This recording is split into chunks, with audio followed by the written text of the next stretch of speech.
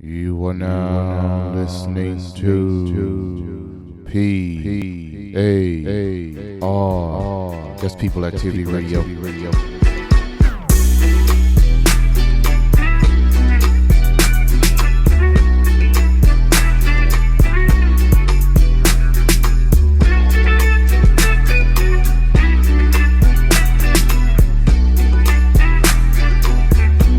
If you do not understand white supremacy, what it is and how it works, everything else that you understand will confuse you. The hunt is on.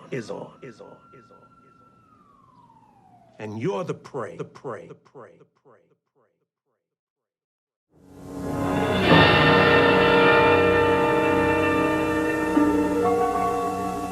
There is nothing wrong with your television set.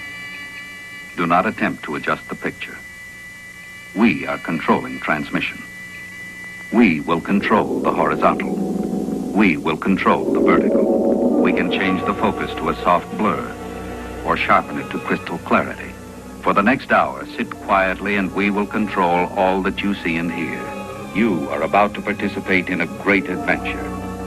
You are about to experience the awe and mystery which reaches from the inner mind to the outer limits. Lerone Bennett, Jr., where did you get the title of your book, Forced into Glory? I thought that book captured the essence of what I was trying to say, in the sense that Lincoln, from my standpoint, was driven, was forced into a glory that he resisted, I think, every step of the way. Adam Gorowski, one of his great critics during the Civil War here in Washington, wrote a paragraph which said that he was literally whipped into glory. I thought maybe force would be a better term for the cover, and so I settled on Forced into Glory, and it again captures my idea. And one of the basic ideas of the book is that there were all these extraordinary men and women, many of them white, in Washington in 1862 and 63. The American people generally do not know anything about any of them. Ashley, Lyman Trumbull, Zachariah Chandler, Salmon Chase, all these people, I say, and I try to detail it for 650 pages or so, really pushed Lincoln to glory. And the pen I put into it, Lincoln himself said, I was driven to it, literally driven to it. Your subtitle on the book is Abraham Lincoln's White Dream. What's that mean? It means that, contrary to what most people think, Abraham Lincoln's deepest desire was to deport all black people and create an all-white nation. It sounds like a wild idea now, and it is a wild idea, but from about 1852 until his death, he worked feverishly to try to create deportation plans, colonization plans, to send black people either to Africa or to South America or to the islands of the sea. Most people, and you know the story, one of his greatest utterances, people quote it all the time, Copeland's great thing, we cannot escape history, the last best hope of the world. He said these words in a State of the Union message on December the 1st, 1862, in which he asked Congress to pass 3 constitutional amendments. One, to buy the slaves. Second, to declare free all people who had actually escaped. But the third one, his proposed 15th Amendment, asked Congress to allocate money to deport black people to another place. Now, I think it's probably, other than the second inaugural, the we cannot escape history ending there is just poetry everybody knows. Nobody talks about the fact that what he was asking Congress to do was to deport black people. It was one of his deepest ideas. And I make the point also, and almost everything I say in here I take from Lincoln or from documents of the time. It was not just something he wanted to push black people out. He had an idea of this great, giant vacuum sound, black people leaving and white people from all over the world coming here and creating this all-white nation. As a matter of fact, I say, as you know, in his I Have a Dream speech at Alton, Illinois in 1858, he called for a haven, a white haven for free white people everywhere, the world over. Now, these are Lincoln's words. And the interesting thing about that is that he underlined these 4 words, free white people everywhere. He underlined them. This was his I Have a Dream speech. He was passionately committed to deporting black people and creating a white nation. Let me say in extenuation, he believed that that was the only way to solve the race problem. I found that offensive and strange, but he believed that that was the only way to solve the race problem. He said over and over again he did not believe that black people and white people could live together in equality in the United States of America. Did you ever think differently about Abraham Lincoln? No, really, and I try to explain in the beginning of the book, first sentence in the book says, I was a child in whitest Mississippi, reading for my life, when I discovered for the first time that everything I'd been taught about Abraham Lincoln was a lie. Now, I imagine I was 10 or 11, somewhere there. Before then, apparently, I believed that this was the great emancipator. What happened, actually, when I was 10 or 11, and I ought to explain, I was one of these strange children. I read everything I could put my hand on, any book, any piece of paper, anything I could find, I read. And so, for some strange reason, in Mississippi, in the 30s, I happened to see Abraham Lincoln's address at Charleston, Illinois, on September 18th, 1858. The Lincoln-Douglas debate. In the Lincoln-Douglas debate. And I read it, and I was just absolutely shocked. And from that point on, I started to researching Lincoln and trying to find out everything I could about him.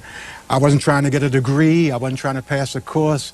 As I say in the book, I was trying to save my life because I find it difficult to understand how people could say this man was the greatest apostle of brotherhood in the United States of America. You say on page 114, not only is Lincoln a church, he is also an industry. Precisely. And the key, one of the keys to the American personality, but an industry, yes. All over the country now, people are engaged in packaging information on Lincoln, putting together exhibits on Lincoln, doing this and doing that about Lincoln. It's a whole industry that employs hundreds of people, probably thousands of people. And it's important from that way. He's also a religion. And as I indicated in that same chapter, Barbara Petrick, I think her name is, said in the New York Times before this book was published that Lincoln is such a god that the ordinary rules of evidence don't apply to him. And also, the third point I think is important. He is one of the keys to America. Americans see themselves in Lincoln. American politicians tend to measure themselves by Lincoln. He is a secular saint. And I know that, and I know, and I said that what I'm proposing here, that we look at Lincoln, is painful. Painful to whites and to blacks. But I think it's necessary for the health of this country and for what we've got to do about completing the task we started in the Civil War but never finished. Have you ever been invited to speak to the Abraham Lincoln Association or the Lincoln Forum? Neither, no. I have not. I've talked to a number of groups across the country, but I've not been invited by those two groups. I have been honored by some Lincoln associations before this came out, but no, I've not been invited to speak to them. And one of the suggestions I make in this book, I feel strongly about it, that there ought to be a dialogue between academic people, the Lincoln establishment, as I say, and other people who have a different vision of Lincoln. To back up and to get into some, this book has been attacked pretty harshly in some quarters, praised enthusiastically in others, but I am not, up to this date in late summer, early fall, I've not seen a single review which disagrees with any one of my four major points. The fifth point they disagree with. I've not seen a review anywhere which disagrees with my 4 or 5 major points. And if possible, I can make them. My first point is that the Emancipation Proclamation did not free black people. And it's doubtful if it ever freed anybody anywhere. And that Abraham Lincoln was not the great emancipator or the small emancipator or the medium-sized emancipator. That's the first point. Can I stop and ask, did you say that, in fact, the Emancipation Proclamation may have created another 500,000 slaves, as I remember? Right. How did that Thank you.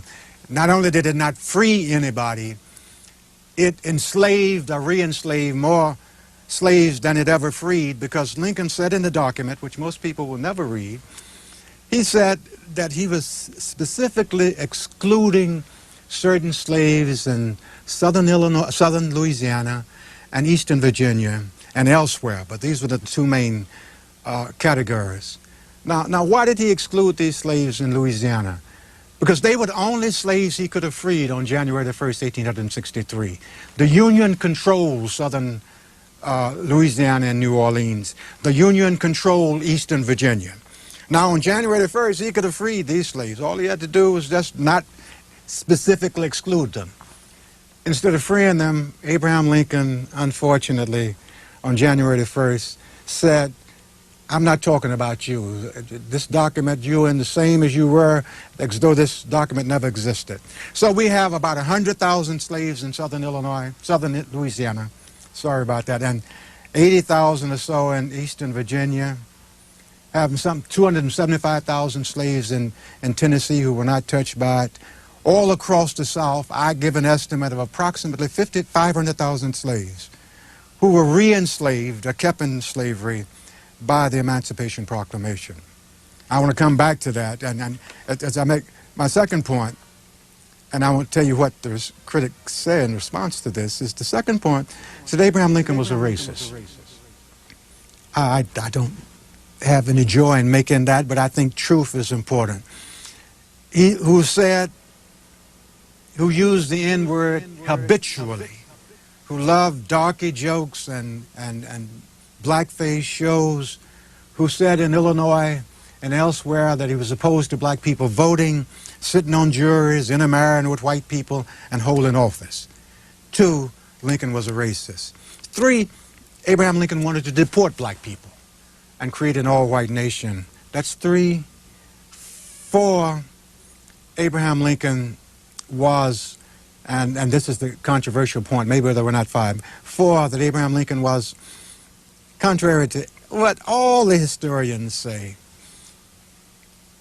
an equivocating, vacillating leader who prolonged the war, delayed emancipation, and increased the number of casualties. Now, there's no agreement on that. But the other 3 points, or 4 points, all my critics agree on. What they say, and I'll be very brief about this, they say, Lerone Bennett said that the Emancipation Proclamation didn't free black people.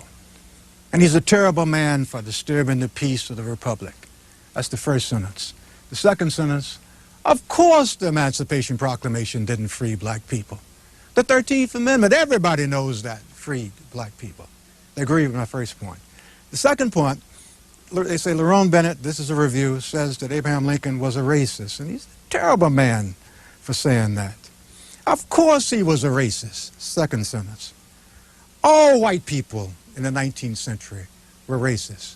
I disagree with that, and I defend white people in the 19th century. I think it's absurd to say that everybody in the 19th century was a racist, but that's their defense. My point is, they agree with my second point. They say, of course he was a racist. The third point, again, is Lerone Bennett says that Abraham Lincoln wanted to deport black people and create a white nation. Say, of course he wanted to deport black people, not because he disliked them, but because he loved them so much.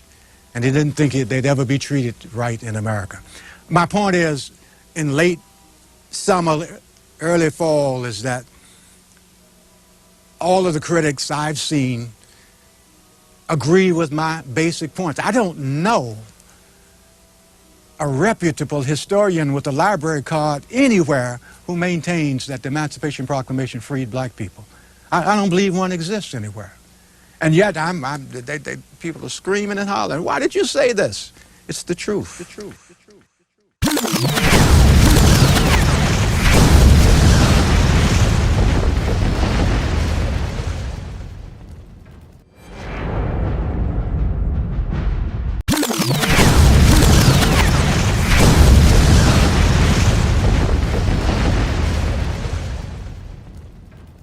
It was called the African Brigade. This unit, the 1st North Carolina Colored Volunteers, stepped forward and proved to the world, just as the Massachusetts 54th and the 166 other African-American regiments who fought in the Civil War.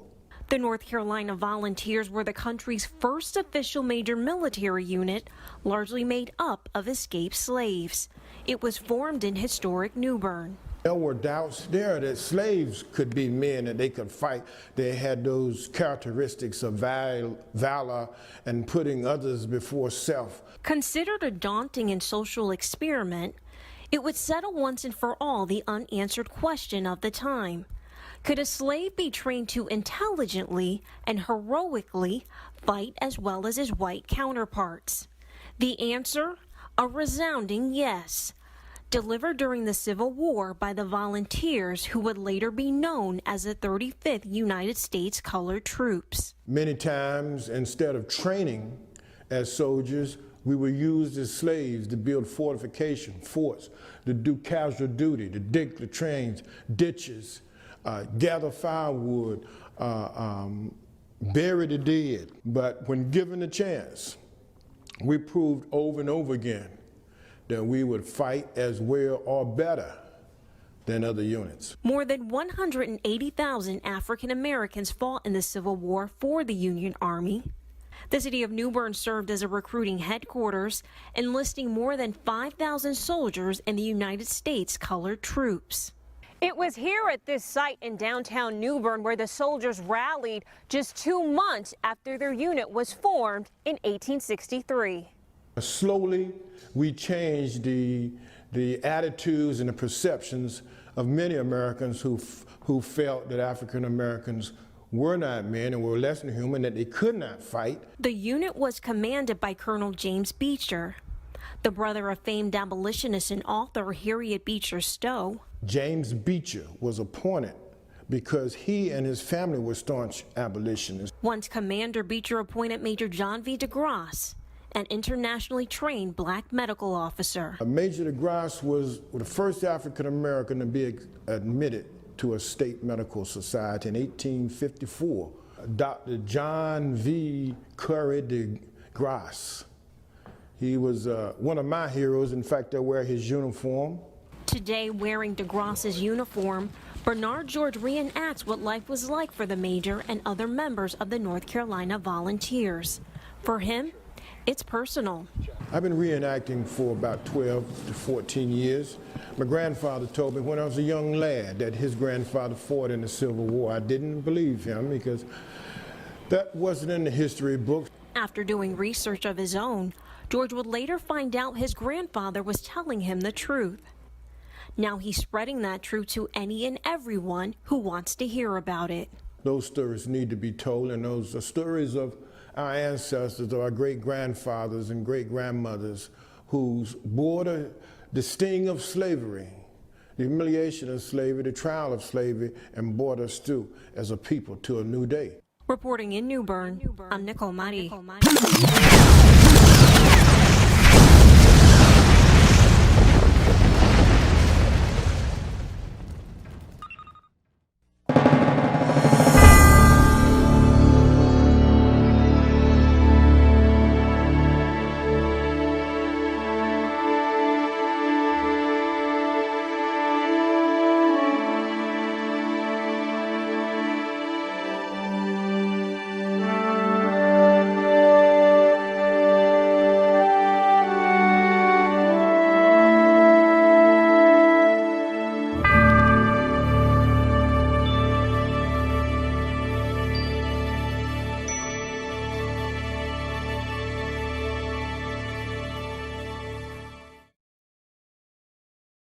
Militarily, the flag is your identification. And most of us think of that in terms of identification to the enemy. But it's also identification to your fellow troops and to your own soldiers in your regiment. For a Civil War soldier, it not only had the symbolic importance, but it was also functional. The colors were posted in the center of the line of battle. And when your battalion was ordered forward, the front rank of the color party, they stepped 6 feet in front of the rest of the regiment. So you actually followed your flags into battle. The 54th Massachusetts Volunteer Infantry was the first black regiment raised by a northern state east of the Mississippi. And it's going to be the most famous. During the 54th Massachusetts' first big battle, the assault on Fort Wagner. It was July 18th, 1863.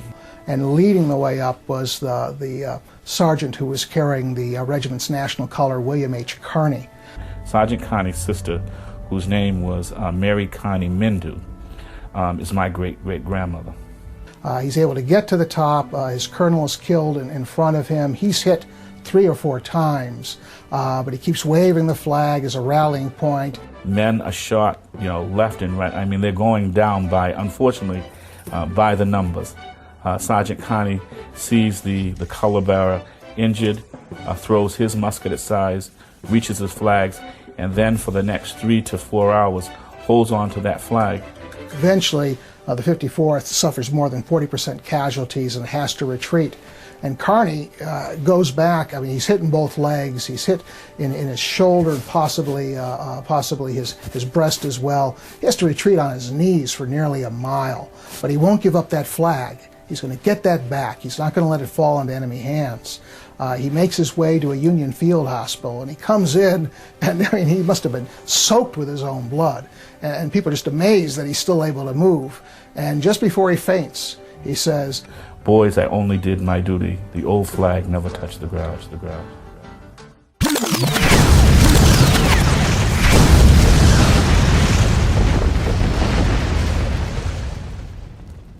Baptist Cemetery is tucked away in a quiet spot off Cleves-Warsaw Road in Covedale. It's the oldest Baptist African-American cemetery in Cincinnati, run by the oldest Black Baptist congregation in the city. It's also a monument to about 120 free black men.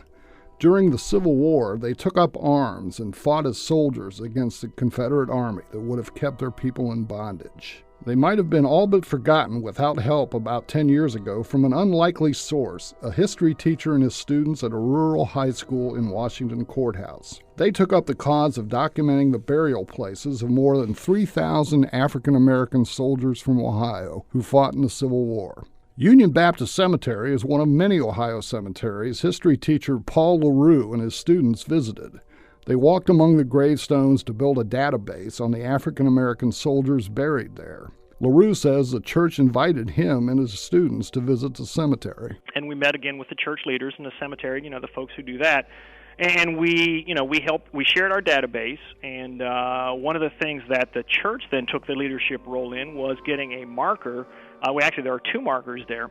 One is an Ohio historical marker which my students actually wrote the text for, and the other is a marker recognizing the Civil War soldiers buried there in the cemetery. By far, the most famous of the African-American soldiers buried at Union Baptist is Powhatan Beatty. He was born a slave in Virginia and came to Cincinnati at a young age. He had won his freedom by the time the Civil War began in 1861. When the Union Army began forming all-black regiments in 1863, Beatty was eager to join. He became a first sergeant in the 5th U.S. Colored Troops. In a September 1864 battle in his home state of Virginia, Beatty's bravery, LaRue says, won him the highest honor a soldier can attain.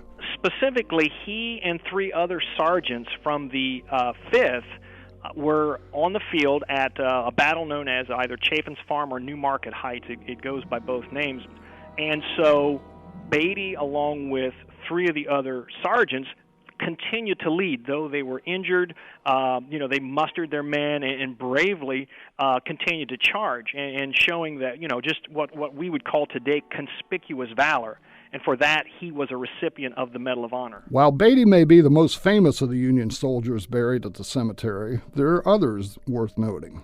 Privates Leander Howard and Charles Goff were both interred at Union Baptist Cemetery. They're combat-wounded veterans of a legendary all-black unit, the 54th Massachusetts Infantry. Abolitionist and former slave Frederick Douglass founded the regiment, which became the subject of a major motion picture in 1989. Starting in 1863, after the Emancipation Proclamation was issued, Massachusetts took one of the lead roles. Massachusetts knew that they did not have enough men in their own state to fill their regiments, so they came to Pennsylvania and especially Ohio. And 500 men served in those Massachusetts regiments from Ohio. And it's interesting to note that both Charles Goff and Leander Howard were injured at the famous charge or assault on Battery Wagner that was made famous in the movie Glory. To LaRue and the students who worked on the project, Union Baptist Cemetery is a true Cincinnati treasure. Too often we don't tell the stories of what, again, I call some of these forgotten heroes like Charles Goff and Leander Howard from Massachusetts 54th. You watch the movie Glory, but you don't really think about the actual men who served. And so the Union Baptist Cemetery has continued to take an interest in preserve their heritage, and the city of Cincinnati should be so incredibly proud. Union Baptist Cemetery at 4993 Cleves-Warsaw Road is open to the public during daylight hours. I'm Howard Wilkinson, 91.7 WVXU.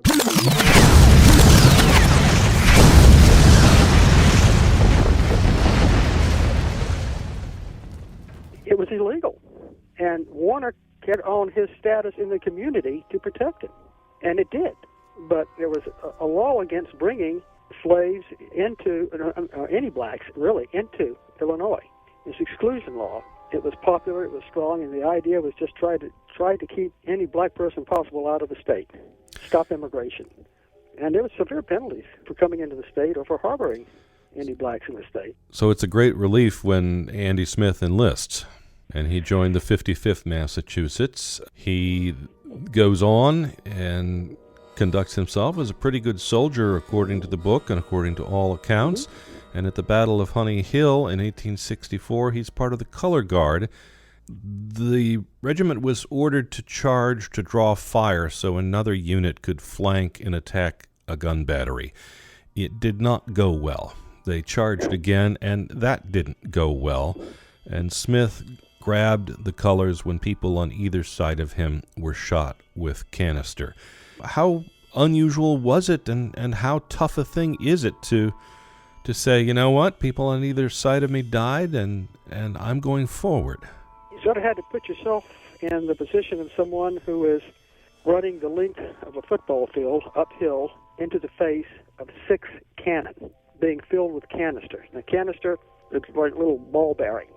They're shot out, the container expands, and they just fly over and turns the field into a shotgun blast. To do that, I don't know what people get the courage. The color guard is put in the very front rank to lead the charge.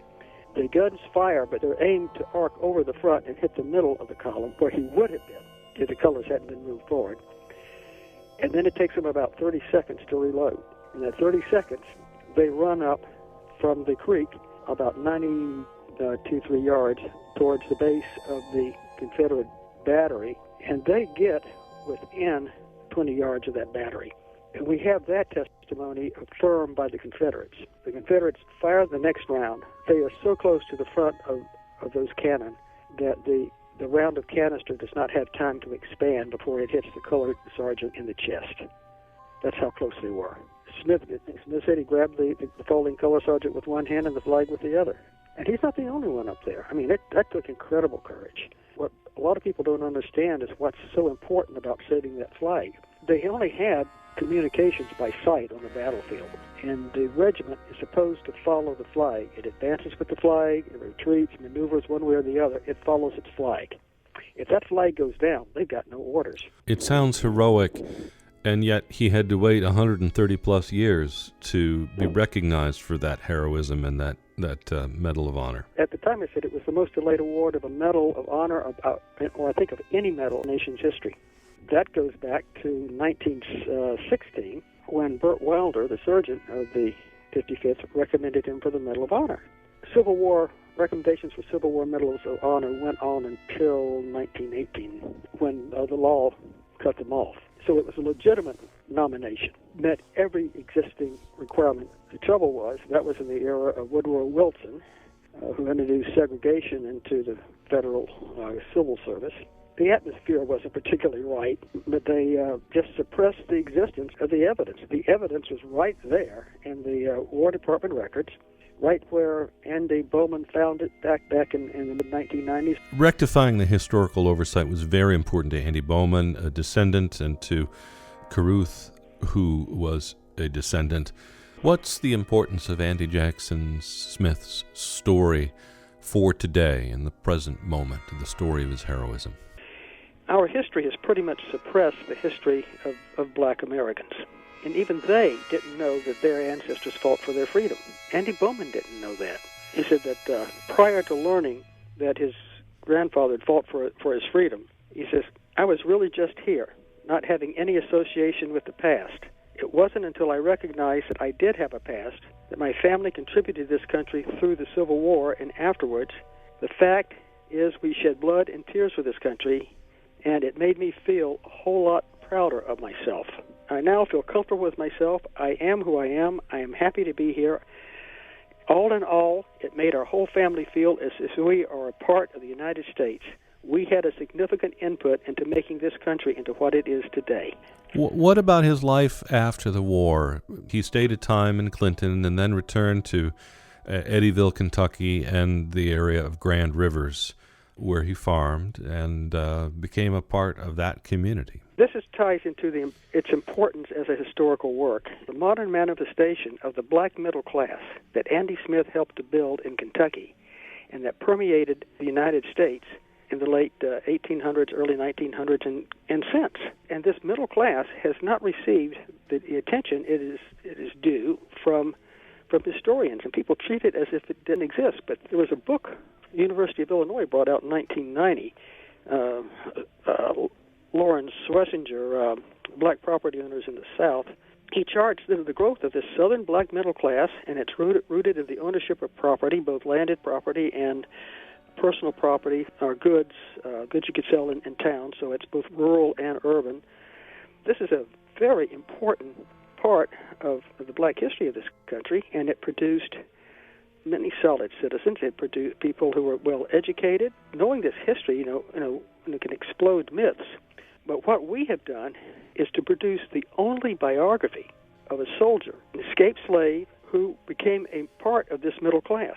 Every place else, they have snapshots of people's lives, but no one has yet produced a biography. And this is because of the dearth of written records surrounding a people who are emerging from slavery. And Andy Smith himself was not literate. He was not literate. He signed his name with an X.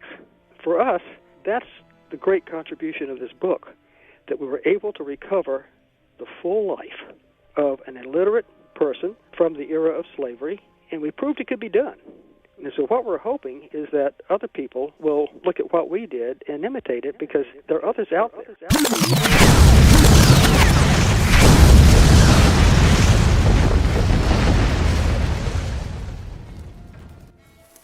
Today, in this cornfield east of Richmond, it's gray, windy, cars and bikes rush past. But turn your back to the road, and in front of you is a landscape that has remained largely unchanged for more than 150 years. Farmland into overgrown woods leading to a steep banked creek. During the Civil War, Union troops coming up from the coast met Confederate defenses right here. And they are trying to break through the outer defenses of Richmond here on Newmarket Road, Route 5. And in that effort, they had numerous assaults. One of those assaults was on a September morning in 1864, as described today by Parker Agelesto of the Capital Region Land Conservancy. This was pre-dawn. Reports were that it was very foggy. Units of U.S. colored troops were sent forward first through tree cover and then into the debris purposefully left behind by Confederates. So you're having to climb over, crawl under, basically navigate through a whole bunch of broken limbs. A second effort took a different path through wetlands. And there was a period of the second assault where the U.S. colored troops were pinned down for 30 minutes. Basically, it was gunfire, gunfire, gunfire, gunfire. But as one group pushed directly into the Confederate line, another approached from the left. They eventually broke through, securing a win for the Union Army. I would say that Newmarket Heights still ranks as the greatest victory of any African-American troop under U.S. flag. A victory that came at great loss. About 800 men died in a single hour of the battle, a loss of 1 in 3. Black soldiers were allowed to fight in the Union Army starting in 1862. They enlisted in large numbers. According to the African American Civil War Museum, black men made up over 10% of the Union Army, even though less than 1% of the northern population was black. Many who enlisted were from the South, like Damon Radcliffe's great-great-grandfather. He was born enslaved in James City County on a farm that's still there today. Once emancipation came, he walked down to Yorktown once the Union Army took Yorktown, and he joined the Union Army. Edward Radcliffe was one of the men who earned a Medal of Honor for his service at the Battle of Newmarket Heights. The historical record shows he led the company after his commander was killed and that he was the first enlisted man to breach the Confederate defenses. That story and spirit has been passed down in Radcliffe's family for generations. I'm a local law enforcement officer. My brother serves in the United States Marine Corps. My cousin retired from the United States Army. Someone in our family has always done something in service since that time.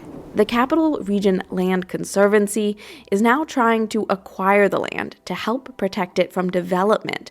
The most immediate threat is a planned subdivision that would cut straight through the battlefield. And we need to work hard to preserve that because there are, families in my position, not just in the United States colored troops, but any part of history that played a significant part in the creation of the country as we know today. And if you don't know where you came from, we don't really know where we're going to go from there. The conservation group is asking government officials at all levels for their help in ensuring this landscape and the memory of what happened here is protected. In Richmond, I'm Mallory Nopane.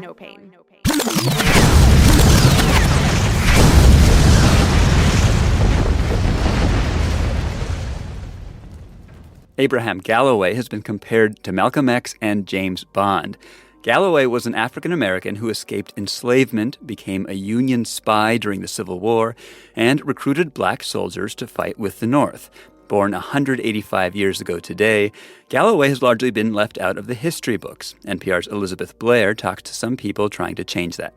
Abraham Galloway was a man with swagger and style and a pistol in his belt. He was a very attractive, very charismatic, fly type of individual.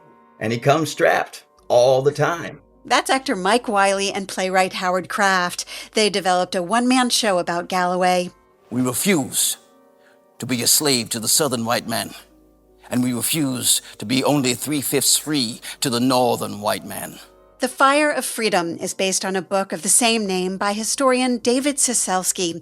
Cieślski says when he was doing research for another book about maritime slavery, he kept coming across the name Abraham Galloway. And the stories were sort of so different than what I had been taught about slavery or the Civil War or the role of African Americans in the Civil War. Galloway was born in a North Carolina fishing village on the Cape Fear River. Both he and his mother were enslaved. When he was 20, he escaped to Philadelphia and then Canada. He traveled to Haiti to join revolutionaries planning an attack on the American South. It never materialized. Cieślski says by the time Galloway was back in the U.S., his reputation as a cunning, determined abolitionist was known to Union soldiers in the North. They were looking for African Americans they could recruit as spies. They realize that they're about to send a lot of their young men into the South and that they don't have the kind of intelligence gathering capacity that they want and need. Galloway became one of the Union's most trusted spies. I waged missions from the Chesapeake Bay down to the Mississippi River. When the Union planned to invade the North Carolina coast, Galloway was the perfect insider to scout landings for ships. Or else their ships would end up capsized or stuck on sandbars. So I reached out to the watermen and the boatmen of my youth, and word quickly spread. Galloway may have worked for the Union Army, but he didn't trust it. He was attached to a Union regiment in Vicksburg, Mississippi. Union soldiers were trying to dig a strategic canal. When they began to get sick and die from disease and exhaustion, they enlisted African Americans from nearby plantations. Cieślski says they promised them protection in exchange for their labor. Then the Union abandoned them. Our people who were promised freedom, who watched friends and families die from toil and disease of digging that ditch, the Union left them to the cruelty of the Confederate soldiers, left them to die. Still, Galloway helped recruit thousands of black soldiers in and around New Bern, North Carolina. He was fearless, says Cieślski. He doesn't fit in the normal narrative of slavery or the Civil War, this swashbuckling figure that wouldn't take sass from Northern or Southern or black or white, Union or Confederate. And he didn't hesitate to use violence. A slave will not be free without much killing. There is no story in history or in scripture where an enslaved people talk their way out of bondage. You're talking about a guy who was definitely from the Malcolm X School of Self-Defense. Playwright Howard Kraft believes Galloway has been left out of the history books because the narrative has been mostly written and controlled by white people. You know, most folks don't know that 10% of the Union Army was African American. That, 40,000 African American soldiers died in the Civil War, that 180,000 served. People don't know that history because you never see that. Kraft grew up in North Carolina. He says ever since he learned about this radical Union spy from his home state, he's been a fan. Heroes like that give you strength, especially in a moment where everything is being challenged, where just regular history is being called critical race theory, so they don't have to teach basic American history. I draw a great well of strength because nothing we're facing is analogous to what our ancestors have gone through, what Galloway went through. And Galloway didn't stop once the Civil War ended. In 1868, he became one of the first African Americans elected to the North Carolina State Senate. 2 years later, he died unexpectedly of an illness at age 33. One obituary called Galloway bold, brave, defiant, and patriotic. Some 6,000 people gathered in downtown Wilmington for his funeral. Elizabeth Blair, NPR News.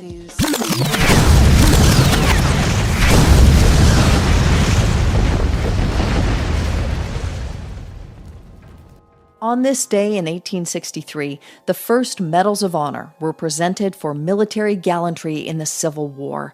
That's why today is National Medal of Honor Day, something Virginia State Delegate Lamont Bagby holds sacred. I think we take for granted the battlefields that we pass by, walk across frequently. Especially frequently if you live in Virginia. Bagby is leading a push in his state to remember the black soldiers who fought with valor in the Civil War. For example, on the battlefield at New Market Heights. On September 29, 1864, the Union Army confronted Confederate soldiers south of Richmond. The Union forces included thousands of black soldiers. 14 of them were awarded their Medals of Honor because of gallantry at the Battle of Newmarket Heights. That's more than half of the Medals of Honor given to black men during the Civil War. Mary Abro is a history teacher and a trustee with the American Battlefield Trust, which is preserving the site. So it seems especially appropriate that we should talk about them today and acknowledge their heroism and the ability of their example to inspire and to uplift previously unrepresented or underrepresented Americans. One of the Medal of Honor recipients was Powhatan Beatty. He was born into slavery in Virginia. He became a free cabinet maker and farmer in Cincinnati. And at the Battle of Newmarket Heights, he was a sergeant in the Union Army. The vast majority of the enlisted men in his regiment were wounded, as were all 8 of their officers. He was a non-commissioned officer. He was the only one left. So he took charge of the regiment. And in a second charge, which was successful, that's when he won his Medal of Honor. Amazing life. Enslaved, then a farmer and cabinet maker, then a war hero, and after the war he became a Shakespearean actor. Lamont Bagby, who chairs the Virginia Legislative Black Caucus, supports telling these stories at preserved battlefields. He traces his ancestry to the first freed people who were given their own land in Henrico County, Virginia. What I'm learning now, even as a 44-year-old adult, is some things that I think I should have learned when I was in high school, particularly with such rich history in this area. For Bagby, that starts with honoring Black Medal of Honor recipients who served this country even before the country recognized their full rights as citizens.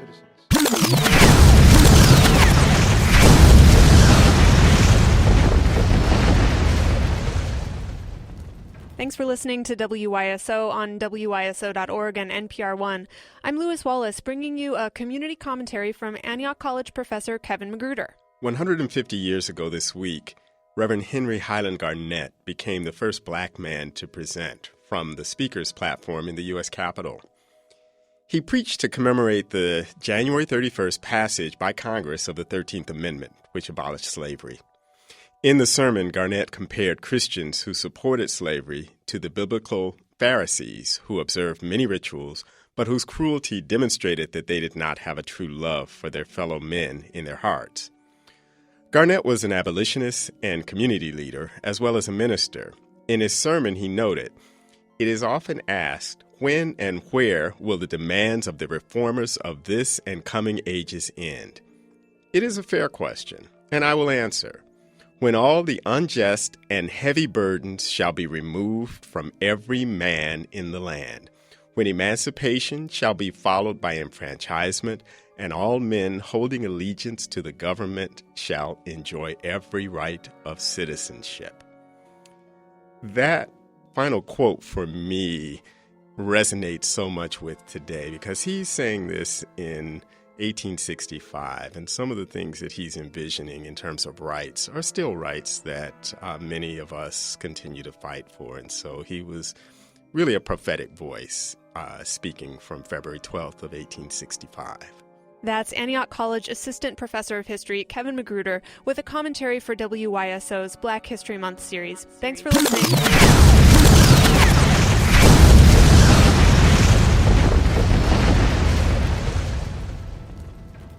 This fascinating person was an African American, formerly enslaved by the Van Loo family in Virginia, who went on to be freed and to work closely with the abolitionist daughter of that family as a spy for the Union in the Civil War. Join me today to learn more about this extraordinary story.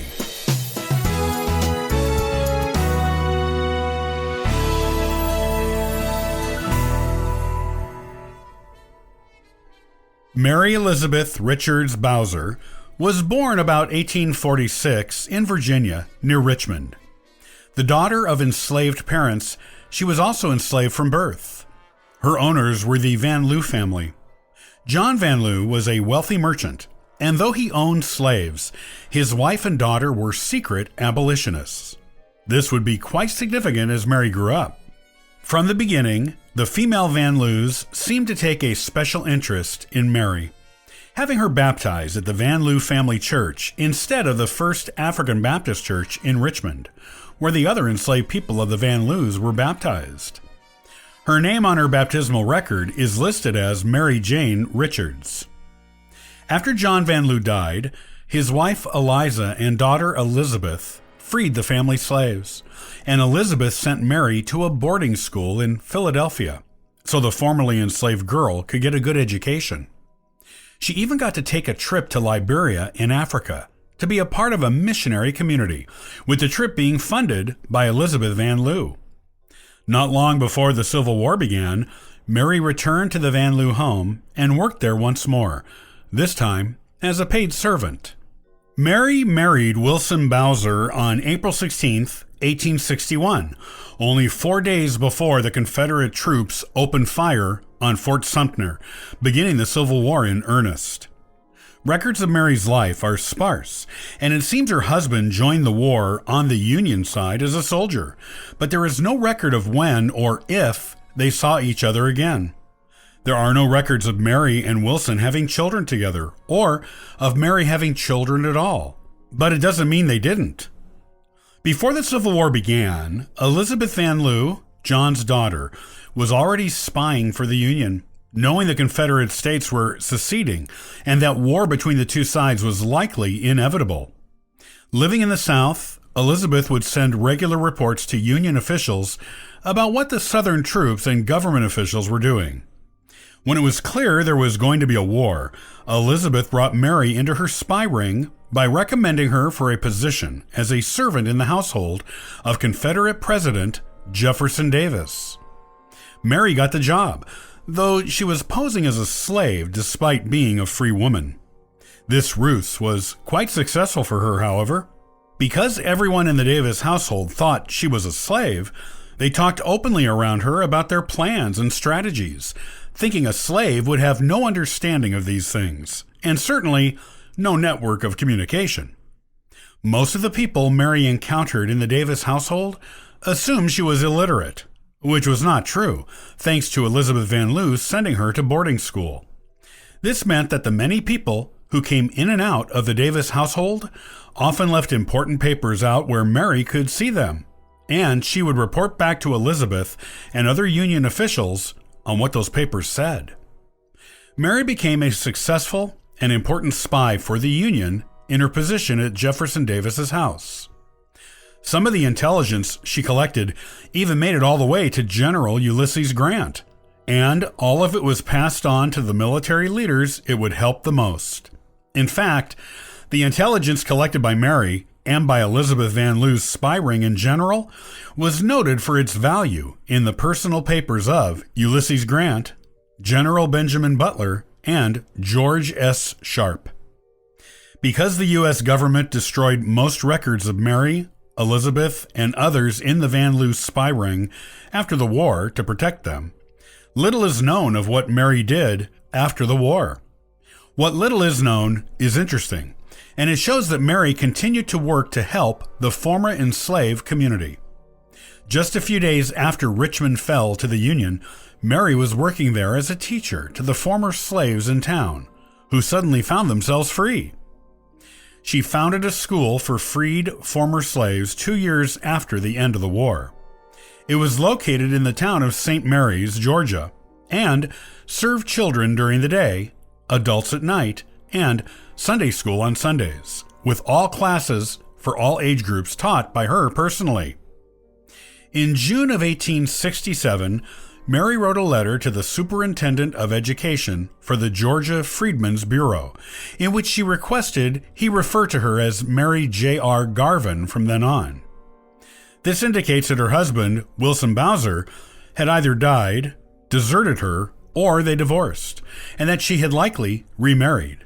However, this is the only known mention of the surname Garvin associated with Mary, and the first name of her presumed new husband is not known. Mary gave at least 2 known lectures in the North about her education, her travel to Liberia, and about her adventures as a spy during the war. She used pseudonyms for both lectures to protect herself because these lectures were given so shortly after the end of the war. It is assumed she left the school she founded in St. Mary's, Georgia, sometime after writing to the superintendent, and went to the West Indies, where it is believed her presumed new husband had gone to do missionary work.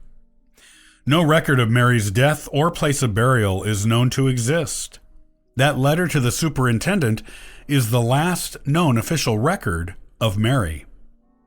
This does not mean popular culture forgot her. A novel by Lois M. Levine called The Secrets of Mary Bowser is based on Mary's life. A play by Ted Lang called Lady Patriot is also about Mary and was produced by Mary Lang and performed at the Hudson Backstage Theater in Santa Monica, California, with actor Christy Ferris playing Mary Bowser. A made-for-TV movie in 1987 called A Special Friendship was based on the friendship and spy activities of Mary Bowser and Elizabeth Van Lew. In addition, the central character of the book, An Extraordinary Union by Alyssa Cole, is based on Mary Bowser. Mary Bowser was honored by the U.S. government by being inducted into the Military Intelligence Hall of Fame in Fort Huachuca, Arizona, for her work as a spy during the Civil War.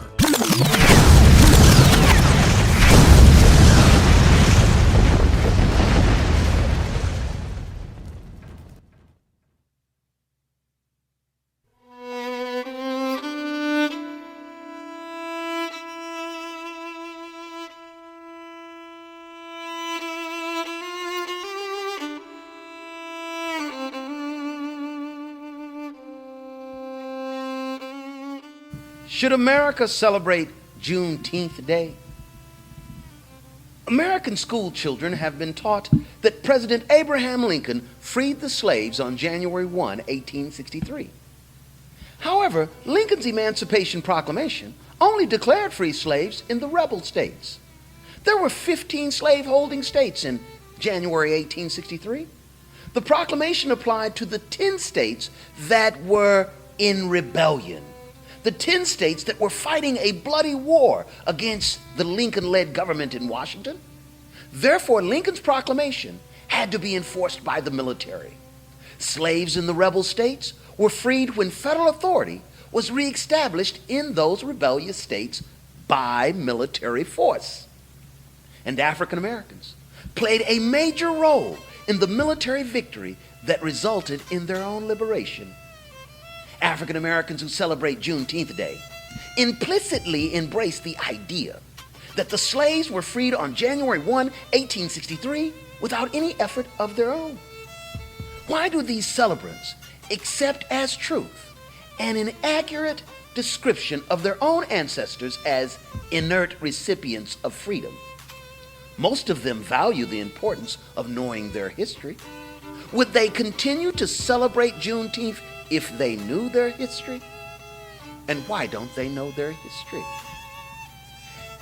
In a 1935 essay entitled The Propaganda of History, W.E.B. Du Bois wrote that influential European American scholars falsified the history of the Civil War in order to suppress the fact that the United States government, the Union, quote, had to call in the black men to save the Union, abolish slavery, and establish democracy, close quote.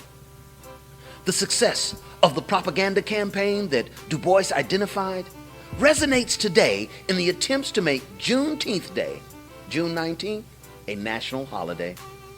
Over 30 states have made June 19th a state holiday, representing a major victory for the historians, or rather the propagandists, who deliberately falsified Civil War history to make African Americans appear to be inert recipients of freedom who did nothing to free themselves. The National Juneteenth Observance Foundation, NJOF, under the leadership of Ronald V. Myers, aggressively seeks to make June 19th a national holiday.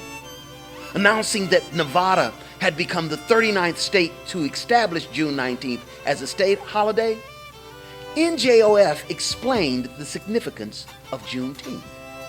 In this news release dated May 11th, 2011, the explanation reads, Juneteenth recognizes the day, June 19, 1865, when Union General Gordon Granger arrived in Galveston, Texas, to read General Order No. 3, announcing all slaves are free through the issuing of the Emancipation Proclamation by President Abraham Lincoln. It took over 2.5 years for the news to reach Southwest Texas, the last geographic area in America where slavery was practiced, creating the oldest African American freedom celebration and America's second Independence Day. Let us closely examine the veracity of this statement and show how it lacks historical accuracy, and that its lack of historical accuracy aligns almost perfectly with the propaganda, or simply the lies, of those who have sought to suppress the history of how Americans of African descent freed themselves while saving the Union. NJOF states, it took over 2.5 years for the news of President Lincoln's Emancipation Proclamation to reach Southwest Texas. Clearly implied is that the enslaved in Southwest Texas were doing nothing to free themselves between January 1863 and June 1865. And clearly advanced is the description of the Negroes in Texas as woefully ignorant of events related to the bloody national debate. NJOF's statement is perfectly aligned with the deliberate lie of W.E. Woodward when he wrote, quote, the American Negroes are the only people in the history of the world, so far as I know, that ever became free without any effort of their own, close quote. To state that slaves in Texas did not get the news that they were freed until June 19, 1865, when Granger announced all slaves are free, is to assert that slaves in Texas and in all the states where the Emancipation Proclamation applied were freed without any effort of their own. Also, NJOF purports that Southwest Texas was the last geographic area in America where slavery was practiced, and that slavery came to an end there when General Granger read his order in Galveston, Texas on June 19, 1865. Galveston, however, is not in Southwest Texas. It is in Southeast Texas. The Union Army, under General Nathaniel P. Banks, captured Brownsville, Texas, which is in Southwest Texas, in November 1863. 5 African descent regiments took part in this Union victory that resulted in the Union Army occupying the southwestern tip of Texas for the duration of the war. These African American regiments became a part of the Union's occupation force in Southwest Texas from 1863 to 1865 and the end of the war. Another notable error in the NJOF press release is the claim that Southwest Texas was the last geographic area in America where slavery was practiced. Kentucky, Delaware, 12 parishes in Louisiana, and 7 counties in Virginia that were exempt from the Emancipation Proclamation were, in fact, the last geographic areas in America where slavery was practiced. In these geographic areas, slavery did not come to an end officially until December 1865, when the 13th Amendment to the Constitution was ratified. NJOF also claims that Juneteenth is the oldest African American freedom celebration. However, based on events during the Civil War, Emancipation Day in the District of Columbia, April 16, 1862, was the first African American freedom celebration. Therefore, the oldest such celebration related to the Civil War. Without an appreciation of the facts related to emancipation, Ronald Myers and his foundation continues to lobby in hopes of establishing Juneteenth Day as a national holiday. The foundation's premise for Juneteenth is clearly false. The official explanation of the historical significance of the day is fictitious. Therefore, Myers and his foundation are attempting to legitimize false history. Unwittingly, This African American organization is suppressing the empowering story of how Americans of African descent freed themselves while saving the Union. This African American foundation enthusiastically makes it appear that African Americans are the only people in the history of the world that ever became free without any effort of their own. Myers and his foundation perpetuate the false assertions of Woodward and others who have sought to conceal the accurate story. Woodward was clearly a propagandist who lacked integrity, and Ronald Myers, as president of the NJOF, is unwittingly a Woodward disciple. The truth is that African Americans played a critical role in their own liberation, and this story needs to be told and celebrated. African American soldiers were instrumental in the Union Army gaining a stronghold in southwest Texas in 1863. In capturing Charleston, South Carolina, the cradle of secession, on February 18, 1865. In capturing Richmond, Virginia, the capital of the Confederacy, on April 3, 1865. And in driving the Confederate governor of Texas and his army out of Texas into Mexico on June 15, 1865, 4 days before Granger arrived in Galveston. Without knowledge of such historical facts, thousands of conscious African Americans celebrate Juneteenth Day. Knowledge of the successful efforts of victorious African American freedom fighters in the Civil War compels us to reject the history presented by Woodward and his unwitting disciples. Conscious men such as Myers are victims of a very successful propaganda campaign and are apparently unaware of the facts. Section 2 of the Nevada legislation calls on educators to advance the false statement that the last slaves in the United States were emancipated on June 19, 1865. Consequently, a lie has become law in Nevada. How has this happened in 39 states when the accurate history is easily accessible? It has happened because the propaganda campaign identified by Du Bois was successful in miseducating many conscious African Americans. And these African Americans have successfully institutionalized a lie that suppresses the accomplishments of their own ancestors.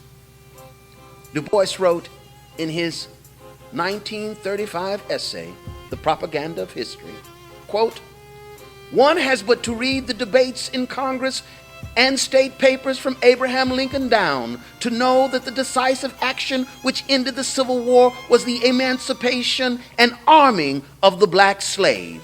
That, as Lincoln said, without the military help of the black freedmen, the war against the South could not have been won. The freemen, far from being the inert recipients of freedom at the hands of philanthropists, furnished 200,000 soldiers in the Civil War who took part in nearly 200 battles and skirmishes, and in addition, perhaps, 300,000 others as effective laborers and helpers. The victims, the miseducated, must be made aware of the truth. And after being exposed to the truth, they should cease and desist from advancing Woodward's lie by celebrating Juneteenth as the day when the last slaves were set free by someone in Washington. Certainly, informed and knowledgeable people should not celebrate the suppression of their own history. Juneteenth Day is a de facto celebration of such suppression. Americans, especially Americans of African descent, should not celebrate when the enslaved were freed by someone else, because that's not the accurate story. They should celebrate when the enslaved freed themselves by saving the Union. Such freedmen were heroes, not spectators, and their story is currently being suppressed by the advocates of the Juneteenth national holiday. The Emancipation Proclamation did not free the slaves. It made it legal for this disenfranchised, enslaved population to free themselves while maintaining the supremacy of the Constitution and preserving the Union. They became the heroes of the Republic. It is as Lincoln said, without the military help of the black freedmen, the war against the South could not have been won. That's worth celebrating. That's worth telling the story of how Americans of African descent helped save the Union and freed themselves. Let's celebrate the truth. A glorious history, a story of a glorious march to liberty. Thank you.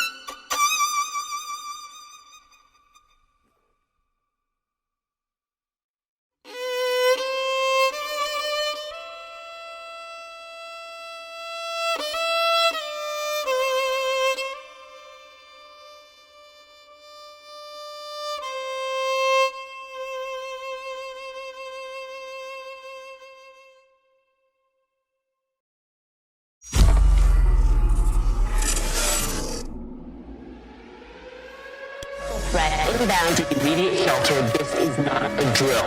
Esto es una emergencia. Notification message. This station has interrupted its regular program at the request of During this emergency, most stations will remain on the air, providing news and information to the public in a current area.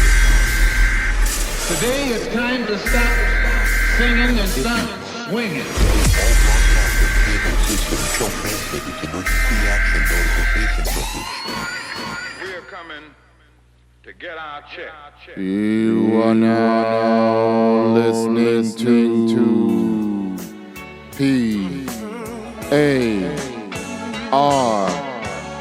That's People Activity Radio. And I'm your host, JohnGHorse. Welcome. You have found your family in a peaceful place. P.A.R. is a family-friendly information distribution program seeking to inform non-white people, in particular, black classifieds, and assisting in counter-racist codification. The title of today's episode is Juneteenth, the greatest United States military secret ever.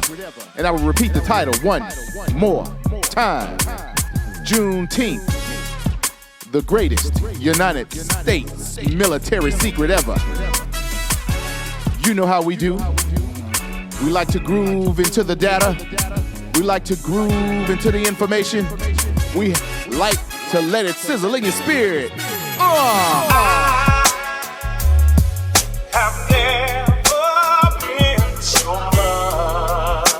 Hold yourself, fellow black classified. Yes, indeed. Yes, indeed. Yes, yes. Indeed.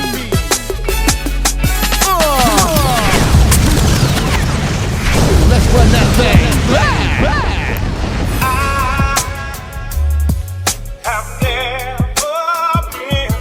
Got ourselves up off them killer terror squad plantations. Black self-respect, organized military effort. I don't think that y'all hear me. Let's run it back one more again.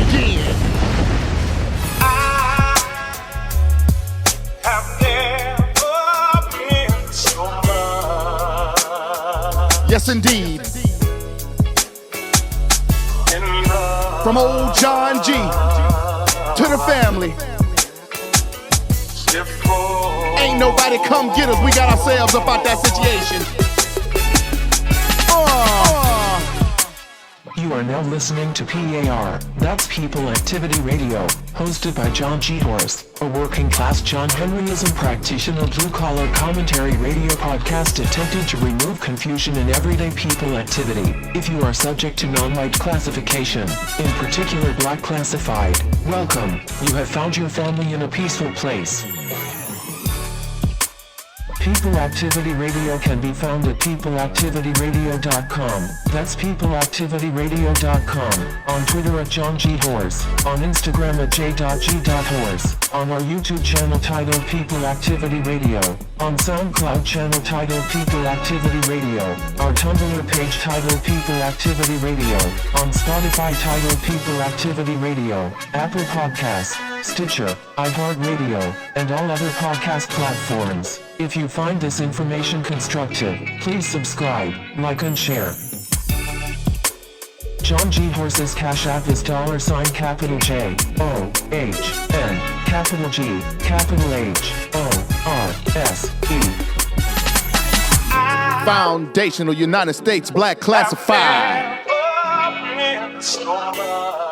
If y'all ain't know, old John G's part of that lineage.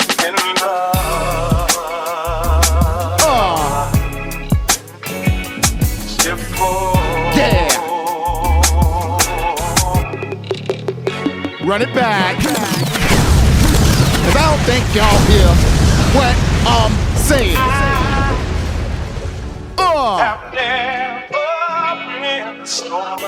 Foundation of the United States Black Classified. Colored Union troops, men and women. Put in that work. Don't think y'all heard me. Yes, indeed. You honor and you celebrate your grandsters and ancestors that put in that work. Nobody else is gonna do it. Nobody else is gonna tell you.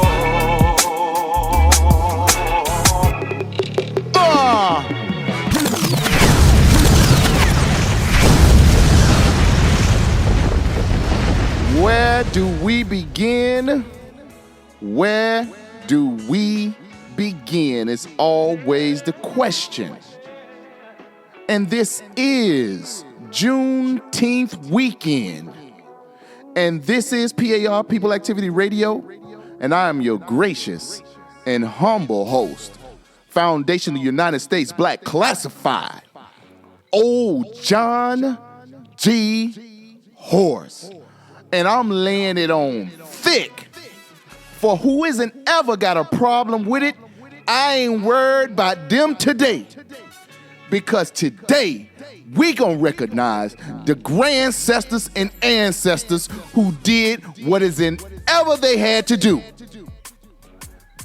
They unified, independent, compensatory action and got themselves up off them plantations. And I don't think y'all knew what that meant. Running it back again. It's a celebration, family.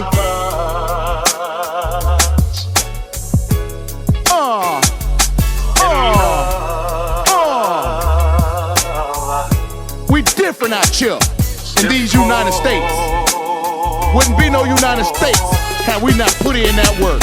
That it's either true or it's not true. Curator, the late great Harry Jones of the African American Civil War Museum tells us that the receipts of history shows that there would be no United States of America without the Black Union troops. And old John G. contends there would be no United States of America without United States, foundational United States Black classified men, women, and children. Nobody's gonna give you celebration instructions. Nobody's gonna give you constructive information about your lineage. You gotta go seek it, hold on to it, worship it, covet it, honor it. You understand me? If you are serious about replacing this cesspool system with a system of justice, those who came before you and put in that work, you got to honor them too. Now, that's either true or it's not true. And I hope I have contributed to less confusion. Keep learning. Stay codified.